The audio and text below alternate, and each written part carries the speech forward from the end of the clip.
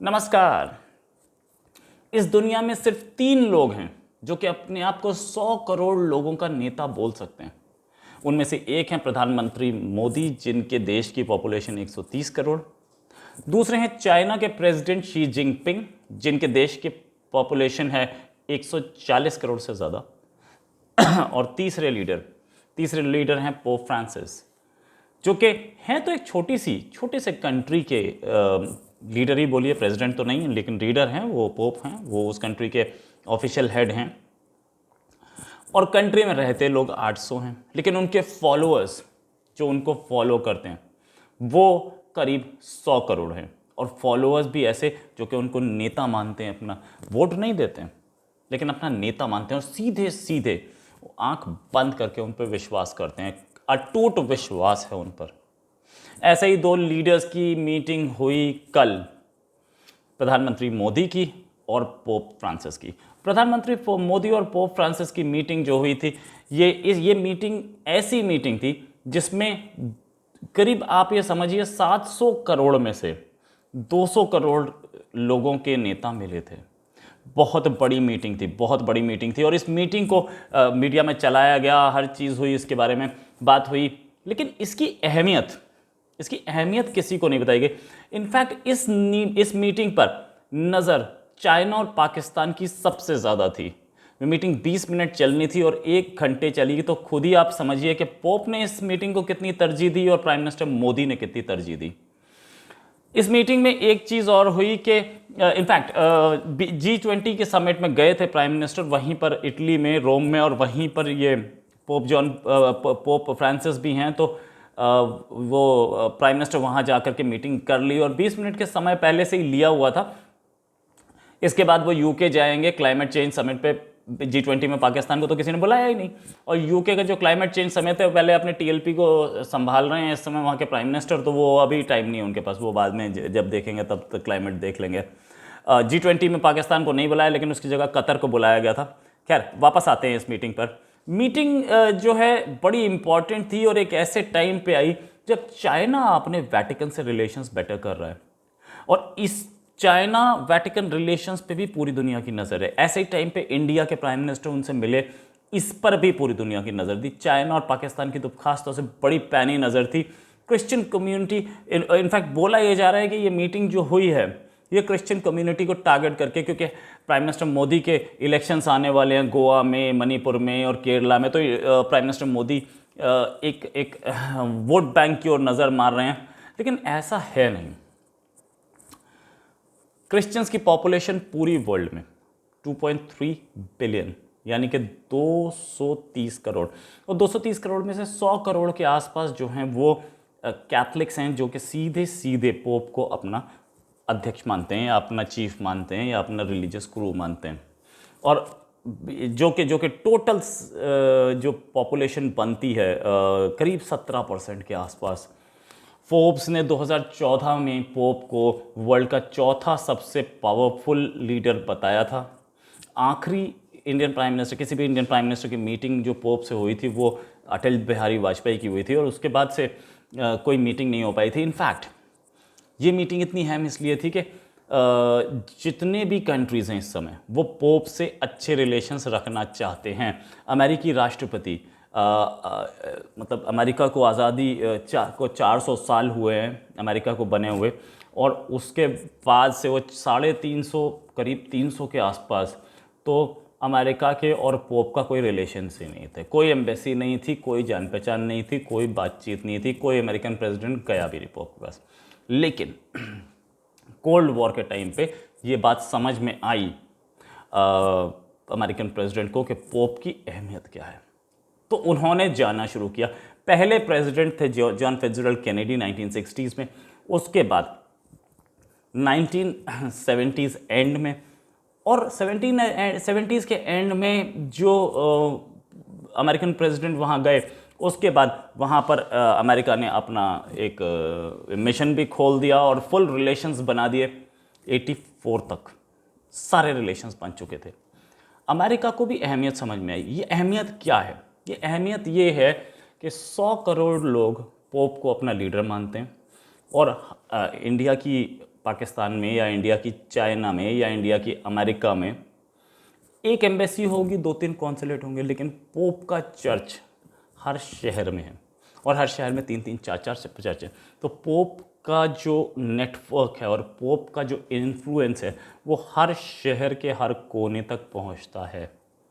और उस चर्च में आने वाले लोग वो भी पोप के अपने खास लोगों में से काउंट होते हैं, क्योंकि वहाँ कार्डिनल पोप का खास है और वो उसके बाद कार्डिनल के आगे जो प्रीस्ट हैं वो पोप के खास हैं, और प्रीस्ट जिन लोगों के साथ प्रीच करते हैं वो लोग प्रीस्ट से अच्छी जान पहचान रखते हैं। एक नेटवर्क है और इस नेटवर्क में इंफॉर्मेशन बहुत तेज़ दौड़ती है। ये बात अमेरिका को पता थी और कोल्ड वॉर के टाइम पे, कोल्ड वॉर जब ख़त्म हो रही थी इनफैक्ट, तब जाकर के बड़े अच्छे रिलेशंस बने वेटिकन के और अमेरिका के, और जब रिलेशंस बने उसके 10 साल के अंदर अंदर कोल्ड वॉर ख़त्म हो गई। शायद पोप ने यही बात समझाई थी कि सोवियत यूनियन से लड़ना है ना, तो मेरा जो चर्च है ना रशिया के हर कोने में। खैर, अब आते हैं बात पे कि ये छोटा सा कंट्री, करीब आधा किलोमीटर का इसका एरिया है, लेकिन 1 बिलियन कैथलिक्स इसके अनुयायी हैं, और ये यूएन में परमानेंट बैठता है। साथ में 180 कंट्रीज़ में इसकी अपनी एक एम्बेसी है। ये बड़े सारे काम करता है। बड़े सारे काम का मतलब अफ्रीका में, अमेरिका में, इनफैक्ट अराउंड द वर्ल्ड इसके चैरिटी प्रोग्राम्स चलते हैं इस वेटिकन की जो दूसरे एनजीओज हैं और ये दूसरे जो जिसे बोलते हैं महिलाओं के लिए और दूसरे अनाथ बच्चों के लिए ये प्रोग्राम चलते हैं और डायरेक्टली वेटिकन से चलते हैं।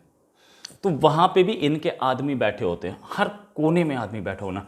इनफैक्ट वेटिकन जो है वो हेडक्वार्टर है, वो अपने एम्बेसीज अपॉइंट करता है। वो 180 कंट्रीज़ में अपनी एम्बेसी अपॉइंट तो करता है, वो चर्चेस के साथ डायरेक्ट टच में रहता है। तो क्या नेटवर्क होगा आप ये समझिए। और इस नेटवर्क के साथ साथ स्पिरिचुअलिटी भी आती है और साथ में पोप के एसेट्स भी हैं, मतलब जो चर्चेस यहाँ पे हैं वो पोप के एसेट्स में काउंट होते हैं, और ज़मीनें भी हैं पोप की अक्रॉस द वर्ल्ड। तो वो एक छोटा सा 1-1.5 किलोमीटर और 800 लोग से कहीं ऊपर पोप की वैल्यू बनती है। पोप का एक वेटिकन बैंक भी है जो कि करीब $70 बिलियन के एसेट्स मैनेज करता है। इनफैक्ट ये वेटिकन बैंक सिर्फ वेटिकन के लोगों के लिए बना था, लेकिन अब सिर्फ वेटिकन के लोगों के लिए नहीं है, उसके पास कई और जगह से बैंक अकाउंट्स खुले हुए हैं, कई और कंट्रीज़ के लोगों ने बैंक अकाउंट्स खोले हुए हैं, और $64 बिलियन कम नहीं होता। खैर, पोप जो काम करते हैं वो क्लाइमेट पे काम करते हैं, माइग्रेंट्स पे काम करते हैं, न्यूक्लियर डिसआर्ममेंट पे काम करते हैं, पॉलिटिकल और रिलीजियस काम करते हैं, साथ में अपने एनजीओज चलाते हैं। उनसे एसोसिएटेड एनजीओज जैसे कि मिशनरीज ऑफ चैरिटी, वो उनसे एसोसिएटेड थे, वो सब यहाँ काम करते हैं। वो पोप को अपना गुरु मानते हैं ये सारे के सारे लोग। तो अब इस सूरत हाल में ये सोचिए कि पोप के लोग कहाँ तक किसी भी कंट्री की सोसाइटी में घुसे हुए हैं या किसी भी कंट्री की सोसाइटी में मिले हुए हैं।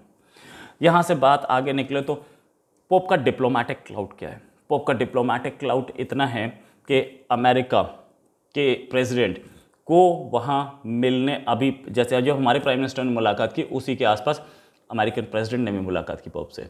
रीज़न के चाइना से रिलेशंस बेटर हो रहे हैं पोप के और वेटिकन के। और अमेरिका पहले भी, अभी कुछ टाइम पहले भी ये बातें बोलता रहा कि आजकल चाइना को वेटिकन कंडेम नहीं कर रहा है। इसकी चिंता थी, वर्ल्ड के सबसे पावरफुल कंट्री को भी इस चीज़ की चिंता थी कि वेटिकन चाइना को कंडेम क्यों नहीं कर रहा है।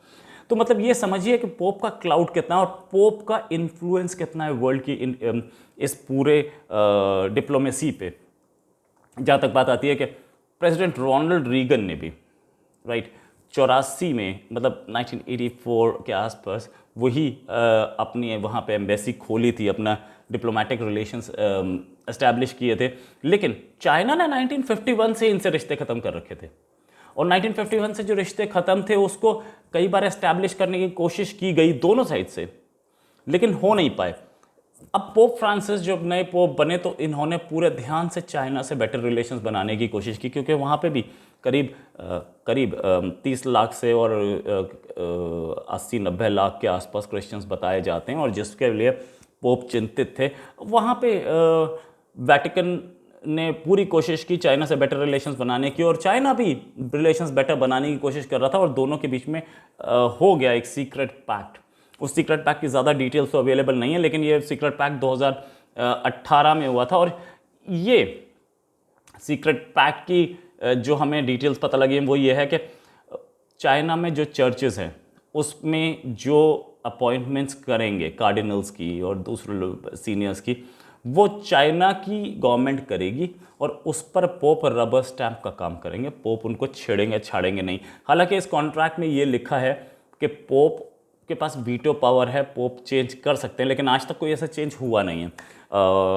तीसरा साल चल रहा है, आज तक कोई चेंज तो हुआ नहीं। वहाँ पे वो करते जा रहे हैं। और इनफैक्ट चाइना के जो क्रिश्चियन जो लीडर्स हैं वो कई बार बोल चुके हैं कि ये जो चाइना कर रहा है पोप को, इस पर पोप ने अपनी पूरी ऑटोनॉमी दे दी चाइना को, लेकिन फिर भी ये मुआहदा यानी कि ये अलायंस, ये कॉन्ट्रैक्ट चल रहा है। तो इस कॉन्ट्रैक्ट पे खासा इस कॉन्ट्रैक्ट से नाराज़ है क्रिश्चियन वर्ल्ड, लेकिन फिर भी पोप बेटर रिलेशंस बनाने में तो सक्सेसफुल हो ही गए।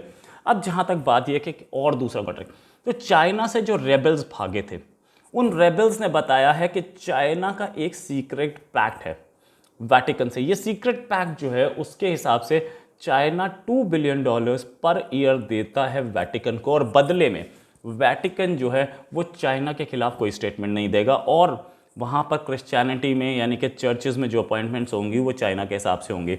ये इससे दोनों का फ़ायदा था, पोप को भी फ़ायदा था, पैसा मिलेगा, क्योंकि अब ये भी क्वेश्चन उठ सकता है कि जब इतने सारे क्रिश्चियंस हैं और इतने चर्चेज़ हैं तो पोप को पैसे की क्या प्रॉब्लम। जितने भी डोनेशंस होते हैं उसमें 90% जो डोनेशंस होते हैं वो लोकल चर्चेज़ के हाथ में रह जाते हैं। वेटिकन तक बहुत कम पैसा पहुंच पाता है, तो वेटिकन को अपने आप को चलाने के लिए फाइनेंसेस की बहुत ज़रूरत पड़ती है, इसमें कोई शक नहीं। अक्रॉस द वर्ल्ड से कहीं से डोनेशंस आते हैं तब जाकर के वेटिकन के फाइनेंसेस मैच होते हैं। वेटिकन लॉस मेकिंग स्टेट है, इसमें कोई शक नहीं। वैसे टूरिज्म भी सॉलिड है, लेकिन फिर भी वेटिकन एक लॉस मेकिंग स्टेट है, वो चलाते हैं। वेटिकन के पास अपनी सिक्योरिटी तक नहीं है, सिक्योरिटी के लिए वो स्विस गार्ड्स पे डिपेंड करते हैं, और अगर वहाँ कोई टेरर अटैक वगैरह होता है तो उस पर वो इटली को उसके लिए काम करना पड़ेगा। वेटिकन के अपना सिक्योरिटी भी नहीं है।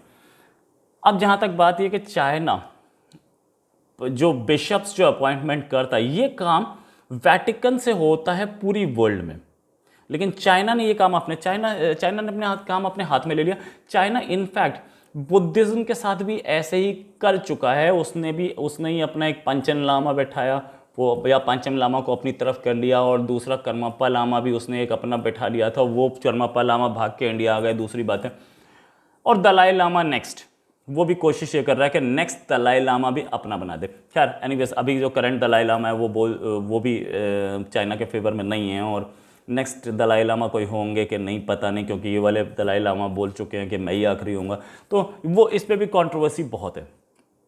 जहाँ के बात ये आई कि हाँ, अमेरिका ने ये बात बोली कि चाइना आजकल पोप चाइना को कंडेम क्यों नहीं कर रहे हैं। ये इस बात से थोड़ा परेशान था अमेरिका और थोड़ा खफा था। तो अमेरिका के प्रेसिडेंट ने विजिट मारा पोप के पास, मीटिंग हुई, बात हुई होगी इस बात पे भी। और हर कंट्री चाहता है कि क्योंकि वेटिकन उसके फेवर में रहे या पोप उसके फेवर में रहे, इसलिए ये अमेरिका के प्रेसिडेंट का भी एक अहम दौरा था। और साथ में ये हमें साफ दिखा कि जब कुरान ऐप बैन हुई चाइना में, तो उसी टाइम पे ये बाइबल ऐप भी बैन हुई थी, लेकिन वेटिकन ने कुछ एक भी वर्ड नहीं बोला, वेटिकन चुप रहा। साथ में कोरोना वायरस पे भी वेटिकन ने कुछ नहीं बोला, उग्यूर मुस्लिम्स पे भी कुछ नहीं बोला। इससे कुछ क्लैरिटी आई कि कहीं ना कहीं कोई सीक्रेट पैक्ट ज़रूर है।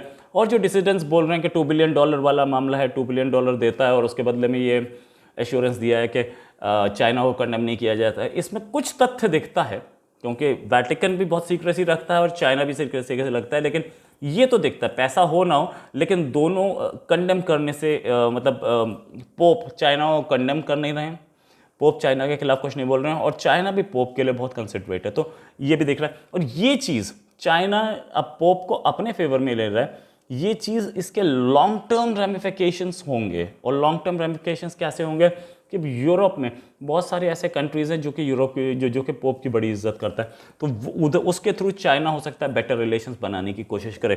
अब आते हैं हम, पाकिस्तान कहाँ परेशान है। पाकिस्तान शुरुआत से बोलता रहा कि जब से मोदी गवर्नमेंट आई है डिस्क्रिमिनेशन हो रहा है, मुस्लिम्स के खिलाफ एट्रॉसिटीज़ हो रही हैं, क्रिश्चियंस के खिलाफ और ये और वो। इनफैक्ट पाकिस्तान का कोई प्राइम मिनिस्टर तो कहाँ पोप से मिल सकता है और मिल पाए, लेकिन इंडियन प्राइम मिनिस्टर वही नरेंद्र मोदी जिसको वो इतनी गालियाँ देते हैं वो मिला है।